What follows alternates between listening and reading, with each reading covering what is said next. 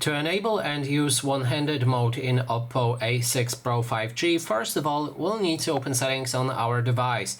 Next step is to scroll down, and here we need to locate the accessibility and convenience. Then go to one-handed mode and you can enable it right here. Then you can activate gesture navigations to use it. So let's go into the settings and switch to the gestures like that. Now after that we should be able to normally use our one-handed mode, so if we enable it, we'll be able to call it out by performing a swipe up like this on the bottom of our screen. It's kind of hard to pull out with this tool, so let me open the one-handed mode again, and now it should look like this. And as you can see, it works fine.